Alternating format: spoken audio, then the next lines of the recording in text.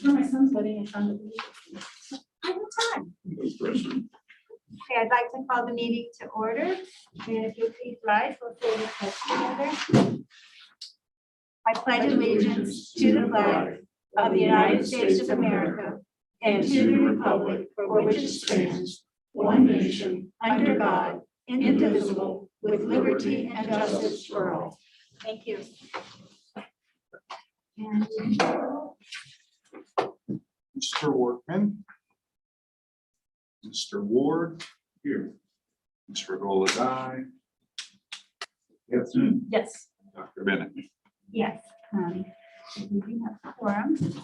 And our thoughts are with our couple board members who couldn't be here this evening. So, and I entertain a motion to have the approval of the minutes from the June 23rd meeting. I make a motion for approval of minute meetings. I'll second it. Thank you. And were there any corrections? Hearing none, would you call the roll, please? Mrs. Getman. Yes. Mr. Ward. Yes. Dr. Bennett. Yes, motion carried. Thank you. And I'd like to welcome our one guest and our two administrators. And Mr. Lang, did you have anything you wanted to share this evening? Not tonight. And I don't believe there are any other. So we'll move right on to no additions, deletion. And you have a district update for us. Okay. Oh, I'm sorry. In fact, there is one addition. Yeah. So we do have a substitute teacher addition, Sharon Durr and Samantha Poor. So those have been added to your agenda as of late this afternoon. Right. So those are in there, and certainly we welcome both of those. So there is an addition to the agenda. Under superintendent's report, I have no items for board approval tonight, but I do have a brief district update, just some really brief things. So let me take you through this real quick. Let's go.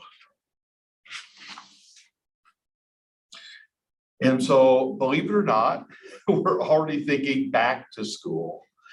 And I know it's only July 18th, but the next time we get together, it'll actually be our opening convocation day, and we're starting into some back to school nights. So I thought this month I would bring you just a couple back to school reminders. We have new teachers who will be joining us August 10th and 11th for our new teacher orientation. Our opening convocation for all staff will be Monday, August 15th. The board is certainly welcome to attend that event. First day for students already is Thursday, August 18th. There will be a staggered start for kindergarten and some middle school and high school students. Some of that information will be forthcoming in future kind of updates that we'll be sending out. Another reminder here, kindergarten registration. For those parents who are not able to schedule those spring appointments, and we had a really good turnout for our spring kindergarten registration, but we do always have a registration date prior to the start of the new school year. And so that'll be Wednesday, August 3rd from 8 to 1 o'clock. It will be at Twin Oak Elementary. We're asking folks to please call the Board of Education office at 740-397-7422 for specific times and information. So we'll schedule times for them to come out to Twin Oak. If I scrolled up here, got past the share piece, you can find additional information on our Welcome Center. So if you go to the district webpage, right in the front page on the left-hand side are 4 tabs. One says Welcome Center. And anybody that wants to register new to the district, and certainly kindergarten registration, they can find additional information there. But we will have another day coming up at Twin Oak on August 3rd. Another interesting nugget here, school supply lists. Our school supply lists are out. They can be found on the district website. So I've kind of put a little how-to here. You'd go to the district website, select your school from the schools tab, and then select the drop-down menu called For Family. You can see I've chosen Columbia here. So once I went to Columbia, for families, school supply list. You click into it and you can see the supplies by grade level. We also reached out to Staples and to Walmart, and we'll provide them some of our supply lists out there as well. But primarily, we like to use the website for that information. So thought that was good information to pass along. I did want to share just a little bit about our facilities master plan update. And when I came back from vacation, I found an interesting article on Knox Pages. And, you know, I think it's worthy of just bringing up. Right now in the works, I'm not saying all these are just solid cast in stone, but boy, they're moving in that direction. Schlaball has already started his Gilchrist Estates out there. I got a chance to drive out there, 20 home sites ready to go. And of course, he's looking to have 111 single family home sites in the near future. Rockford Construction, they've already gotten approval through City Council for the retreat. There will be 332 2-bedroom units and 164 1-bedroom units. And that's going to be out there in the same area off of Coshocton, kind of behind the health department. And then this most recent article, which was really interesting, it's called From Highland Real Estate. It's called Liberty Crossing. It's going to be right now proposed to be out Newark Road, not real far past actually Blackjack Drive. And they're looking to put in over 500 home sites in a endeavor called Liberty Crossing. 109 single family patio homes, 78 townhomes, 252 multifamily homes, and then kind of mixes another 80 family homes. Just in those 3 potential real estate opportunities, if they would come to full fruition, we could be looking at well over 1,100 new home sites or accommodations, all within Mount Vernon City Schools. And that just belies the point we've been sharing all along to try to be very proactive and to keep this facility master plan operational and in the works. And so I do have copies of all 3 articles. If the board would like to see it, you can find it on Knox Pages. They've got some nice detailed drawings of what they'll look like. I found this Liberty Crossing interesting because it'll have a 1.5 miles, a walking track around this facility. Really, really kind of interesting. And it's really close to Ariel. It's going to be just off that area there. So again, whether it comes to full fruition, I know they're still in the talking finalization stages, but this is really, quite frankly, all in anticipation of, you know, Intel and how that piece is going. So what does that mean for facility master plan? Again, we talked about this in March. Here is a facility plan process that we're working with Fanning and Howie. And again, we're right here, we're right at the very beginning, collecting information, connecting with our stakeholders, creating options, and then we kind of complete the process. It's a year-long process that we'll be kind of walking through together. And we need to walk through that with all the information we can find. Really, I'm only focused probably right now on these 2 options because these are the 2 options that we can control. The committees that get together help us really create the options. So we don't have options created, that comes out of the work.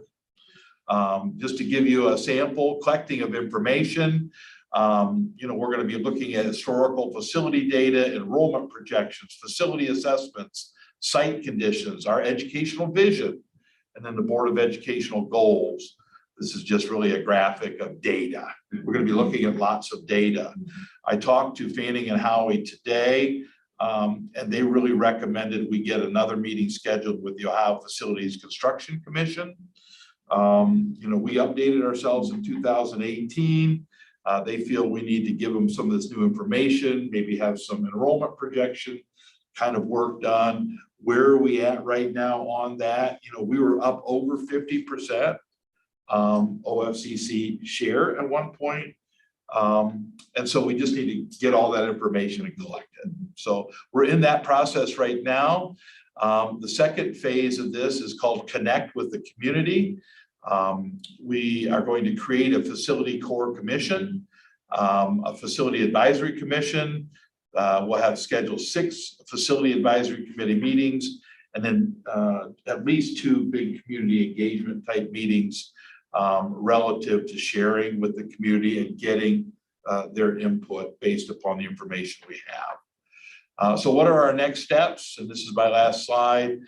We already have gotten under contract with Fanning and Howie to help us go through this process. We are already collecting facility data information. We need to get our facility core committee up. Now that's a small committee of 6 to 8 people. It's just the core committee. And they recommend the superintendent, 1 to 2 board members, your facilities director, treasurer, and 1 to 2 community leaders.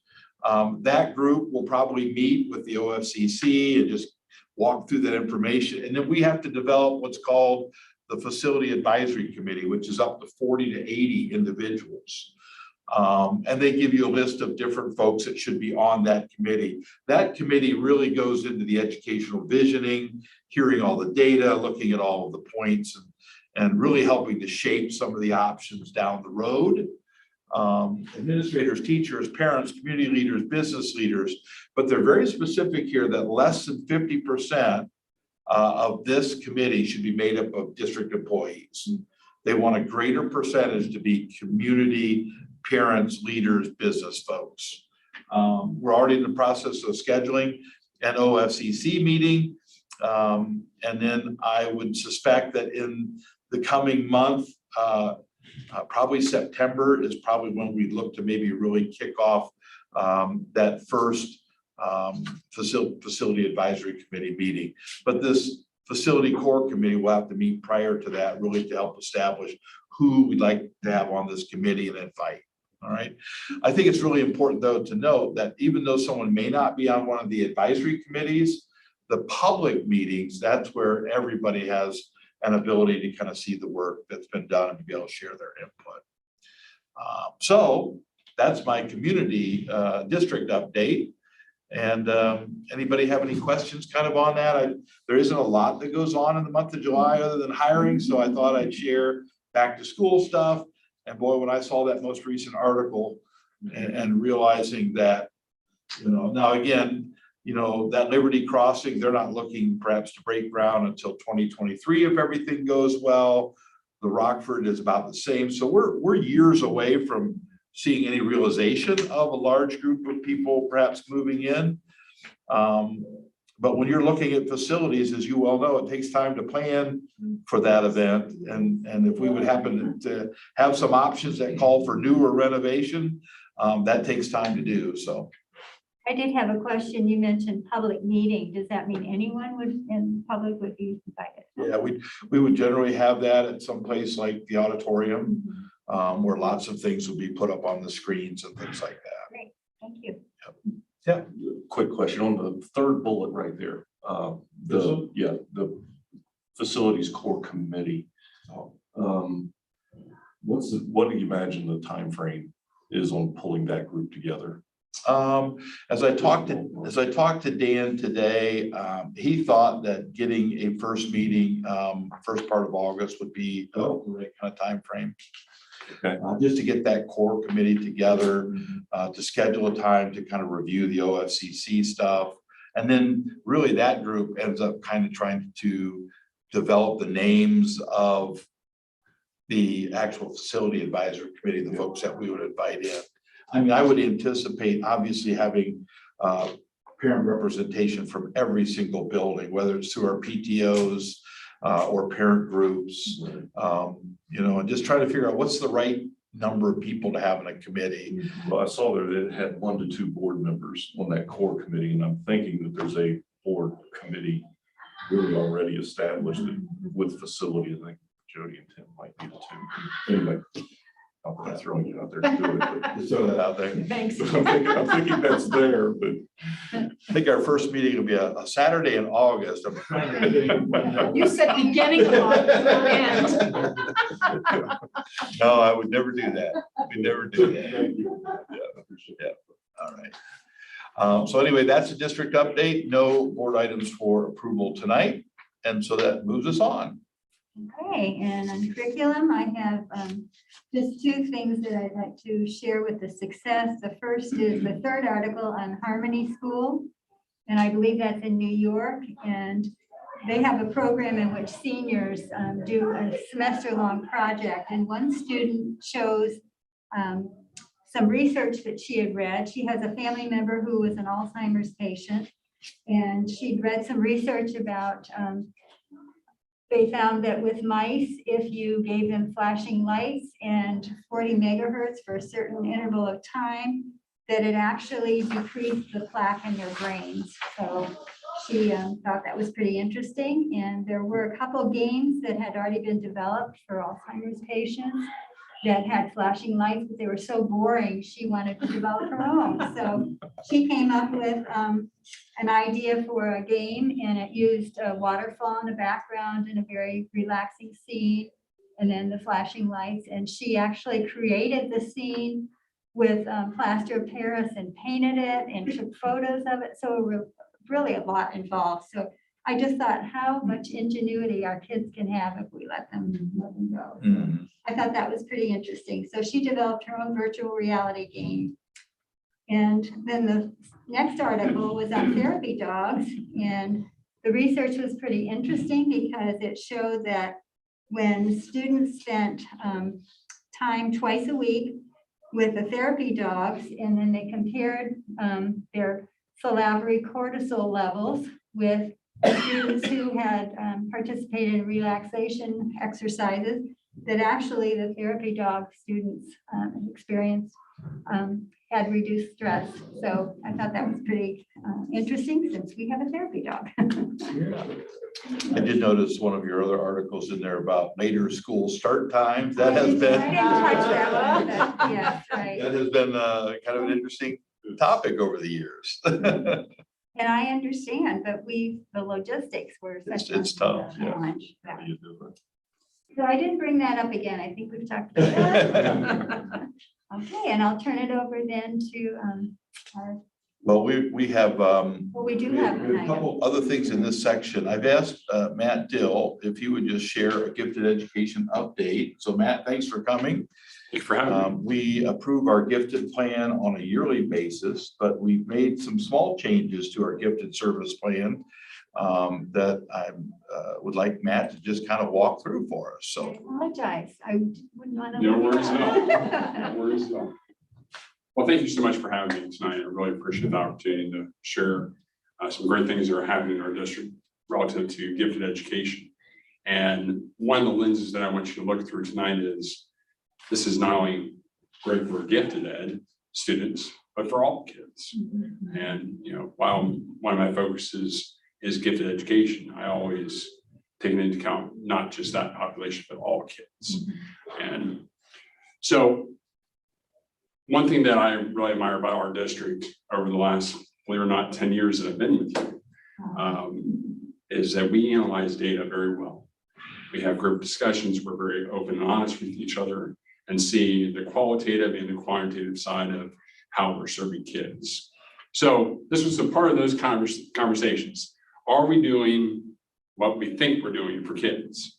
And what we saw from the quantitative data being our MAP assessments, those are those short cycle assessments we give 3 times a year, just checking on kids, their benchmark assessments, fall, winter, and spring. And also our response to intervention data, how are we serving those intervention supports for kids, as well as our enrichment and data of how kids are being served at the upper level. The qualitative side, we looked at the SEL piece, social emotional maturity level, and how they're doing, you know, as high performers, because that's sometimes the topic of conversation is they're very high achieving, but you know, they need to let everything else catch up too. And so we looked at that data as well. And one thing that seems very obvious, but I just want to say it openly, is not our high performing students aren't always high performing. And we set this bar for kids to be exceptional, and we want to make sure they stay at that level. And we were seeing that we had some concerns there. So as a team, we identified that concern and took a look at our math progression in grades 4 through 12. The other lens I want you to look through tonight is a district level. This isn't only an elementary conversation, but this is that 4 through 12 discussion. So we had our concern. I said, okay, well, this is what Mount Vernon has been doing since 2015, the 2015-16 school year. We have offered a 4th grade enrichment math class, a 5th and 6th grade compacted math class. So those kids were accelerated essentially in mathematics. And then in the middle school, we offered just general education differentiation in the regular ed classroom. The high school level, we offered advanced math classes. So we've been doing that since 15-16. So what are other districts doing? What are other high performing districts? I'm saying that we're not high performing. Other high performing districts, what are they doing? And we took a look at these very specific districts because they have historically been very high achieving across the state of Ohio. You see Beechwood there, up near the Cleveland area, down in Forest Hill, Cincinnati area, and some Columbus, Central Ohio schools, as well as a Dayton school, Beaver Creek City. And what you'll see there, I won't read that slide to you, but what you'll see as an overview is advanced math classes, enrichment math classes, gifted clustering, and then compacted curriculum. You see one district there, Dublin City, they offer compacted curriculum in 5-6. They also offer it in 7-8. And then you see like Forest Hills, they have a 4 through 8 math plus program, which I'm taking as an advanced math class. And this is a question we've asked year after year after year is, are we seeing the kind of gains we want across the board from our gifted on down to our high achievers who maybe aren't gifted? And we feel like we could do better. And we really tasked Matt with going out and seeking out some of those districts that really did well. Now, the one thing you'll notice when you look at this group, they maybe don't look exactly like Mount Vernon, right? From a socioeconomic standpoint and so on and so forth. And we realized that. And we did dig down and looked at some districts that are fairly similar socioeconomic wise. But these were some that we really wanted to see if we took that barrier and set that off to the side, what are some things that we could do better? And I appreciate Matt's work in going and really talking to these folks to see what they're doing so that we can move in that direction. Matt, can you explain general ed with differentiated instruction 6 through 8? Do we not continue to allow our students to go take those high school courses? Is that what you're addressing and saying general ed with that middle school? instruction? Yes. No, we don't, unless they're on a written acceleration plan and we can move them up. Typically, no, I haven't seen that. Okay. Our goal is still to try to move kids by 8th grade into Algebra 1. Right. And those kids who take that old 5th, 6th compacted class, then in 6th graders are taking 7th grade. Then in 7th grade, they're taking 8th grade, and they would generally then get to Algebra 1 as 8th graders. So we still promote that. But what I think what we're saying with the general, we don't have advanced math classes at the middle school. And that's something that I know as we talked to Darren and the middle school staff, they really felt like we needed more on-ramps to a more rigorous curriculum. We also needed some off-ramps. I mean, because, you know, if you take that 5th, 6th grade compacted class and you did okay, where do you go? You can't go backwards. And so we're looking to have a few more on and off ramps, of which Matt will explain here in just a second. So just to piggyback on what Bill just said, we still have that Algebra 1 option in 8th grade. That has not changed and will not change. Okay, thank you. No problem. So what you'll see here, you'll see a flow chart, and we're starting in the 4th grade. So let me elaborate what the first 2 columns, the one from the left to the right. The first 2 columns are where a majority of our population, I'm assuming, will be. Okay. The far right is our 1-2% of our population that I've seen be double accelerated. So they not only master that content in their grade level and the next grade level, now they're skipping 2 grades to go into a math class. And in my time here, we typically have like 3 to 5 of those in our district that have that opportunity to go to the middle school in 5th grade. So that opportunity still exists, is what I'm trying to say, and that's on the far right. Thank you. So starting in 4th grade, we offer a regular math class. So regular math, and then we offer an advanced math class. And when we do that, the class sizes will get smaller. So that's going to allow for better intervention and enrichment opportunities for kids. And in the 5th grade, we have the same thing. We have advanced math and a regular math. 6th grade, same. 7th grade, what we've done is we moved that 5-6 compacted math class that we had last year, and since 2015, we moved it up to that 7th grade. So that's a compacted curriculum. And what you'll see in your agendas is there's a link right there. If you want to read more about this, ODE has a suggested compacted curriculum about the class. Read through it. If you have questions, please feel free to reach out to us and ask those questions. So just to piggyback off of what Matt's talking about, so our best of our best are gifted math students who have been identified through, our traditional tests. If they jumped into this 5th, 6th grade compacted class, it was being taught by a gifted instructor only. And the only folks that generally could get into that class were those specific ones that were identified. But we always had really strong students too. And we felt that they could benefit by jumping in, but maybe not to the 5-6 compacted class, right? And so those kiddos were kind of left in the traditional 4th or the traditional 5th grade class and didn't have quite the same ability to grow. By not making that accelerated compaction right there, we can now use our gifted instructor to still teach those, already identified kiddos, but maybe take another, 5 or 6 top students and they could work together. We actually had classes in the past couple of years in some of our smaller buildings where there might only be two identified gifted kids.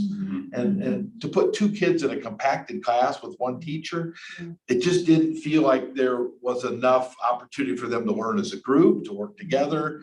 And this will allow, again, more kids to kind of get into that more advanced rigorous. Well, the more kids you move there, then the remaining 2 teachers, they now have the ability to work with smaller groups to really challenge them and move them forward. Now, do they get this math instruction on a daily basis, the Yes. accelerated math Yeah. on a daily basis? Correct. Okay.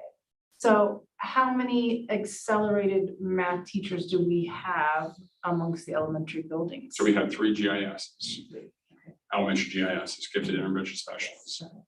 And Sorry. And the other thing that will be interesting, and it'll come up in our facility conversations, is we have these folks who are gifted math teachers. And not all of our teachers now have a gifted credentialing that we went through. But these folks have been really specializing in math. Well, they kind of get the extra little space in some of our buildings. You walk through our buildings and you know where these spaces are. So even though I'd love to take the smaller core of gifted and add some of our top tier kids to make it, there might be instances, well, I can only fit 12 in that particular classroom. And so facilities do still become an issue, but we're willing to work around those issues to see if we can make this work. You can't be the driver. No. You can't be the driver of what we do. Also, another piece to this service plan is it allows for flexible grouping. So what I mean by that is if a student starts in one class, a regular math class, they're just knocking off the charts. They're not locked into that class. Right. It allows the teacher to say, hey, Johnny is doing exceptional. We're going to go ahead and move up to the advanced math class. On the other hand, if we have Johnny in advanced math doing just really poorly, but we also have that flexible grouping to say, hey, he needs more intervention, more support. And so that's our intent here, to allow for that flexible grouping. Now, we can't do that every day, obviously, but I think, at least once a quarter, we at least take a look at that and ask those questions. Thank you. You have a question, Gary? Well, I just wanted to say, as a former middle school principal, I like this for one main reason. When we accelerate the 6th graders that come in, they have a massive transition going from a smaller elementary to the middle school, which is huge. And they're taking 2 years worth of math, where this gives a year to get familiar with the building, a year to develop more mentally and emotionally. Academically, they're probably there, but it just allows them to have another year to mature. And then they're immersed into that rigor in the curriculum. And in the 5th grade, they're going to be able to have, more depth of instruction versus, just throwing them together and saying, oh, it's gifted. So I like it. Awesome. So, and I hope I'm not stealing your thunder No. if you're gonna move forward. So were we compacted at 5th and 6th? And we kind of forced them then to take 7th grade math as a 6th grader. And so it caused some real nightmares in our scheduling at the middle school. Because they have these, fine arts blocks for grade levels. Well, generally math in 7th grade is taught at a different time than math in 6th grade, which threw things off a lot. And when we would do that, they would take 7th grade math as a 6th grader, 8th grade math as a 7th grader, and then they could take algebra 1 as an 8th grader. By going this way, they would go to middle school, they could go into the advanced math 6, right? And a 7th grader, they take the 7th, 8th compacted class, which the state has really recognized as a good place for it. And then they take algebra 1 as an 8th grader. So the end game is the same. It's just where you make that big change. The other interesting piece is, well, I'll let Matt finish it up because I think he's got this in his notes there as he goes further. Did you want any more on that, Matt? Yes, sir. Good. Well, and is it not possible for a 6th grader to take 8th grade math? I mean, looked to me like they could jump to. Correct, it is. So it would be on that chart or that column to the right. Right. For those double. Which is a very small percentage. Now, they would have to show mastery in those other areas, right? Right. And that's, so let's go to that point. Okay, if, You want me to go up? Huh? I'm sorry. You want me to go back? no, you're good. Okay. Just to Dr. Bennett's point on E, really, just jump ahead. For those double accelerated kids, I expect them to have that regular math content mastered, that advanced math content mastered before moving on. I don't see them just being great in regular math and not great in advanced math before they move on. So that would be the flow that I would expect. And you will assess that master on one of those 3 tests they take throughout the school year. Correct, and that, to be completely transparent, we need to have that conversation further as an administrative team, like what that looks like. Okay. We have end of the year tests that are state adopted. I mean, you could use that as a measuring stick or something very much like, and if they can score a certain percentile in the end of year 7th grade test, as a 6th grader or perhaps as a 5th grader, then obviously they've demonstrated a knowledge that's, we have to fine tune what that testing looks like, but. So once again, this model serves both gifted kids and all kids better. And that was a primary focus for us. Just to give you one example, Darren Prince shared with me that it would serve double the amount of students at the middle school going with this model, which I think is significant. Creates those smaller class sizes. We're better able to address that ongoing needs of the students, flexible grouping that I mentioned. We're still going to get to algebra 1 in 8th grade, still going to offer that. And I think we'll see an improvement on our district test scores as well. Would be a projection.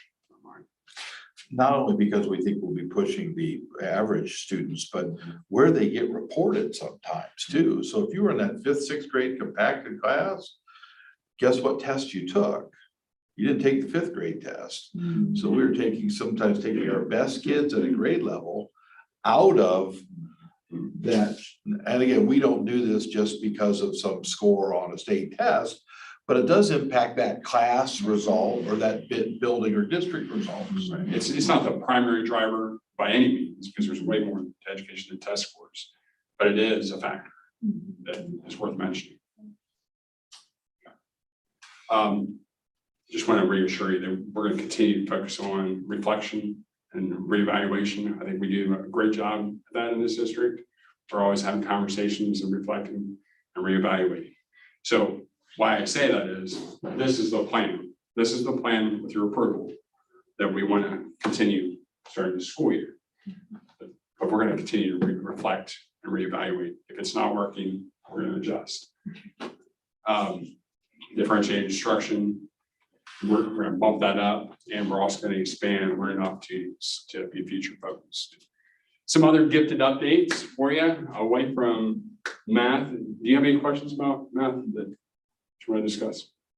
I appreciate all your work on Yeah, absolutely. moving these other schools and taking that information in No consideration. worries. I think it's important, though, for the board to understand that we've been doing something for a good while. And that people can get very comfortable in a way we've always done things. Right. And they may come back and say, why are we doing this? My kid is a 5th grader right now, and you're, again, they'll get to the same endpoint. We're just doing a compaction at a different level. And we still want to challenge them and take them deeper and more engaged, but it isn't what we've always done. So you may hear from some, and we'll do our best to explain the process, but it's not exactly the way it's been done. Would it be possible to have this on our website and maybe some other information? Absolutely. Yeah. It actually is. Our gifted website, I have this math progression there. And I put the district service plan there as well. And I believe you've already sent information out. to all I'm those just sending that parents. out to parents. So all those Math gifted and math. parents have already received some of this, and it's been received favorably. A couple questions, certainly some good questions, because it's different. Right. Now, what about those students? We have the gifted that have been identified, those that are borderline, maybe math focused, that are high achievers, as you alluded to. Will those students be teacher recommended into the program, or is that what I'm? Yeah, I think so. And it goes back to how many we can service at per building. Correct, So right. if I can right. get 12 in at East, and there's only 6 identified, Right. then, we'll try to identify those who we feel can work alongside this Okay, group. perfect. But maybe it was 1 point away from getting the category. Now, are you thinking of identifying those students early in the year? Are you thinking second 9 weeks? Let them get their feet wet first 9 weeks? What's that? Let me give you a little bit more information with that process. Okay. So we've had this process in place for a little while. Don Garvik actually went to Ohio State and Porter rubric and kind of tweaked it a little bit, Okay. and I inherited that. And I support it 100%. We've tweaked it a little bit. I give that to teachers, 3rd and 4th grade teachers, because they know the kids. Okay. I gave that to them in April, May. Okay. They filled it out. They recommended their high performers, Perfect. their gifted students, superior cog, and math identified students. From that list, the building principal and teachers have that conversation. They put together a roster, that initial roster. It can't be a popularity class. That's where we gotta be really careful of. There has to be a set kind of a criteria and recommendation process. Because there'll always be that one that's just below the one. Right. Some other updates for you. We're continuing to have those gifted seminars that everyone loves for grades 3 through 5, for our superior cognitive identified students in grades 3 through 5. Last year, we focused on Ohio history, the American Indians and the Underground Railroad. Mark Bowen, I don't know if you've seen him do this Underground Railroad skip, but he does a tremendous job. Gets in character and acts like someone from those days, those times. So I really appreciate his work and Tony and Tracy's work on it as well. This coming year, we're going to focus on poetry, kind of have a rotation going of topics, and that will all be here at the field house on a monthly basis. We're providing our teachers with ongoing professional development. In fact, today I invited our gifted intervention specialists to the state conference in October, and we'll do other professional development opportunities for all teachers. I meet with our GISs and elementary level every month. We have great conversations. I want to make sure I'm supporting them with their needs, and we have focused topic kind of conversations. We use a couple different universal screeners for our students. The first is for superior cognitive identification. We use the COGAT assessment, which is a national norm test, in grades 2 and 4. And then we also use that MAP assessment that I previously mentioned for single subject identification in English and math in grades 2 through 10. That's done 3 times a year. Thank you for your time. Thank you for your ongoing support, all of you. Thank you. Really appreciate you guys. Thank you. Thank you. We appreciate you too. Thank you for that. Okay, I would entertain a motion then to approve the resolution. So moved. Thank you. I will second that. Thank you. Ready for the question? Would you call the roll, please? Mr. Ward, Yes. Mrs. Getzmann, Yes. Dr. Bennett, Yes, motion carried. And fiscal services, our treasurer. I think it said this in preview that I need to get a different word than boilerplate. And admitted that most of my work nowadays seems to take place outside of the general fund. But this is obviously for not only the end of the month, but obviously the end of the fiscal year. So nothing in here that really surprised me much. See, the percentages are all fairly close to 100. You've got restricted grant aids. The state actually changed a fund account, so we had to move some money, and that, I don't know why they do that, but sometimes they do. So really, there's nothing in here that I thought, oh my goodness, well, how did that happen? It's all just kind of what I expected. The biggest thing regarding the fiscal year is our expenses they were way down for basically 2 reasons. Number one, we've been supplementing with ESSER funds. And the second one is the Fair School Funding Plan did change the way that certain things are funded in terms of we're no longer a flow through for like autism scholarships and things like that. Those entities are funded directly. So that would come in and then go out. And so we no longer had those expenses. So we obviously have quite a bit of savings at the end of the fiscal year. I've talked to the board about that. It will go quickly when we shift these ESSER expenses back into the general fund, but it's allowed us to build a bit of a safety net at this point. That's not really reflected in here. Yes, sir. What's the time frame on the ESSER funds? The end of it is Yeah. 24. Thank you. We will continue, we've used ESSER 1, 2, and we'll use 3 to offset some salaries. Done it in a way that we think makes the most sense, almost treated it like title funding because it did come from the federal government. So we tried to pick the same amount of staff from different buildings. It wouldn't matter. They wouldn't even know because they're still getting paid the same way.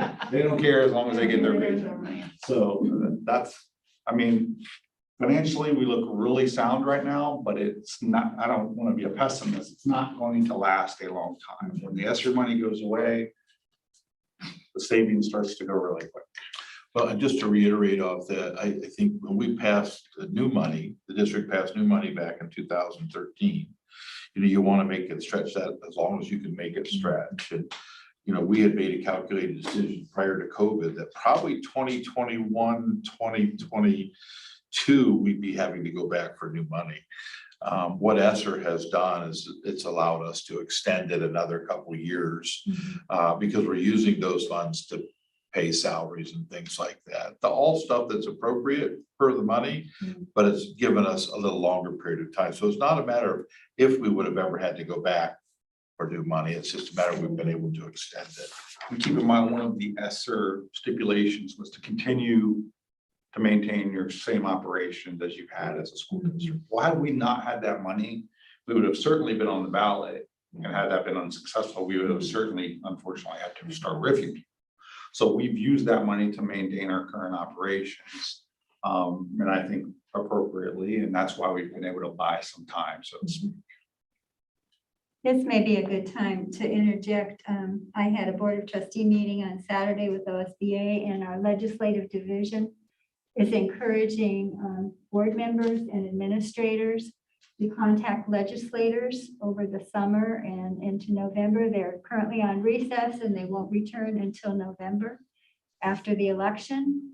But then there'll be a lame duck session. You know, a lot of things will be moving quickly and they'll be getting ready, looking at the budget. So we need to encourage legislators to support the Fair School Funding Plan, which we found has really benefited us, to continue to support that. So I would encourage all of us to do that. Very good advice. No additional questions regarding the report. You'll see an amendment. This is we need the board to approve appropriations for a federal grant where we spent more than we had initially appropriated. This is all PCR. We'll get it back. We have it. We initially planned to roll it over into the next year, but we just needed it this year. So asking the board to approve that appropriation. And then I can either read the stuff now or however the board would like to do it in terms of donations. Yeah, why don't you go ahead and read the donations unless someone has a question about the appropriations amendment? Two donations we'd like to thank the community for. We have a donation from Staples to all buildings, a variety of school supplies, pens, glue, highlighters, etc. Thanks to Staples for that. And we had a donation from Jared Patterson of Cross Country Mortgage of $300 to the high school to sponsor freshman t-shirts. So we appreciate that donation as well. And entertain a motion to approve those items. So moved. Thank you, Mrs. Getson. Do I have a second? I'll second. Thank you, Mrs. Ward. Now, if you have additional questions, it would be the time. Any additional questions? Okay, call the roll, please. Mrs. Getzmann, Yes. Mr. Ward, Yes. Dr. Bennett. Yes, motion carried. Thank you. It's always interesting when you can make a motion and beat your head to the drum of the beat there at the same time. So apologize for that, but this is a pretty active place. And we're right next to the weight room where music can play. Music That's is a all right. motivator. That's That's a right. motivator right there. So we'll let them turn it on here. In business services, we really have no item for information that will be reported tonight. Ms. Raguladai has shared a legislative liaison report. I think there were 3 items on there. Very simple. Some of the things that you're all aware of anyway. And I guess I can quickly, a resolution to increase the 3rd grade reading guarantee is up right now. It looks like about by 2 points. A resolution to adopt revised learning standards for computer science in grades kindergarten through 12. And then another resolution to update the dyslexia handbook. So those are some things that are sitting right now at the legislative level. As you said, they're kind of out of session, and so things are kind of in a holding pattern. So no items for board approval tonight in this business service section. Okay, moving ahead to student services.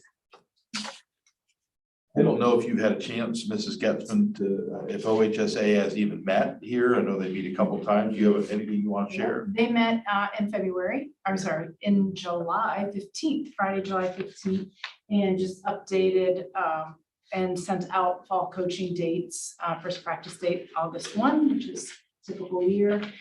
Just a reminder, mandatory preseason fall sports meetings. With all students, athletes, and parents 2 weeks after the beginning of each sports season.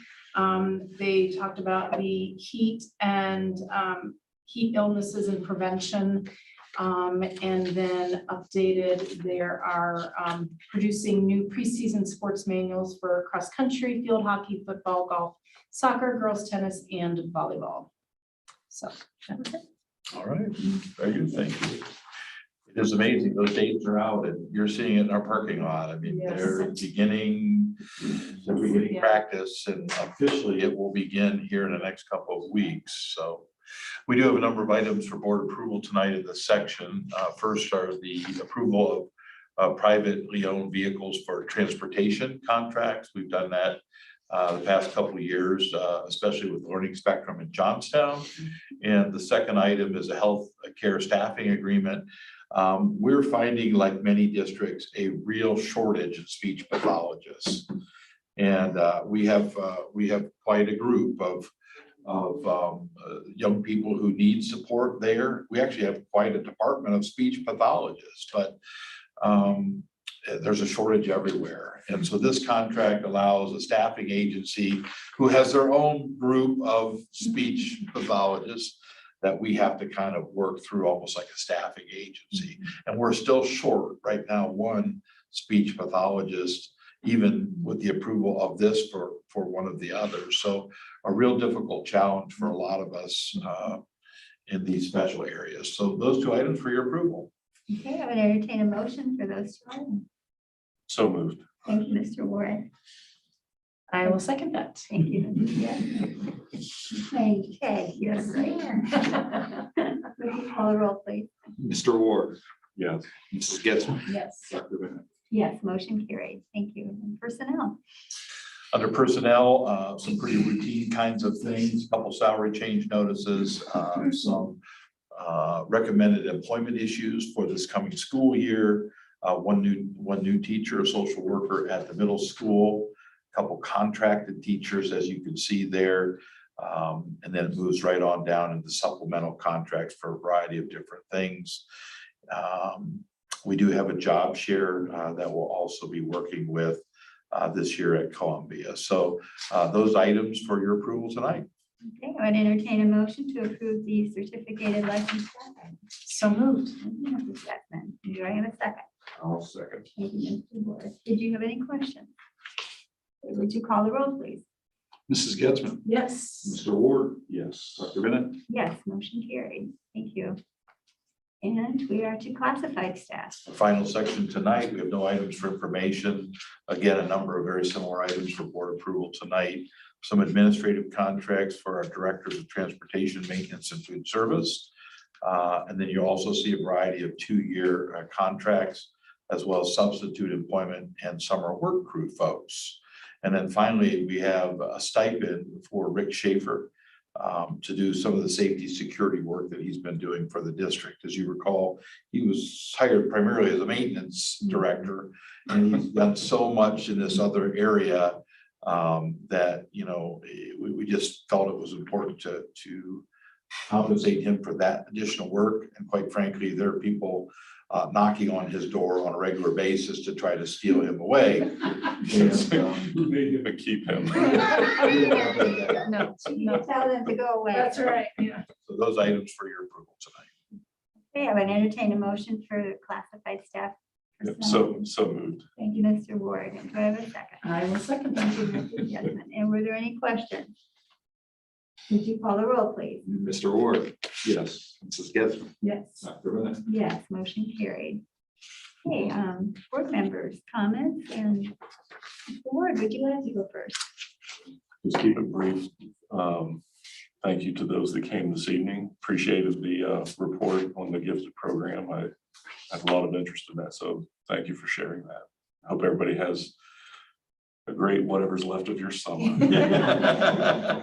We're winding down, but enjoy it. Sorry, right, There you go. Thank you. Mrs. Getzmann. Nothing in particular, just thank you. I know the summer crew's been working hard getting our buildings ready, and I know our administrative team is kind of off for a couple of weeks during the month of July, so I wish them rest and rejuvenation during this time so that we can go and enjoy your vacation as well. And you stole the words right out of my mouth, so I'll just say ditto and thank everyone for coming and would entertain a motion to adjourn. So moved. Thank you, Mrs. Getzmann. A second. I'll second. You'll call the roll. Mrs. Getzmann, Yes. Mr. Ward, Yes. Dr. Bennett. Yes, motion carried. Wow. See you soon. That was a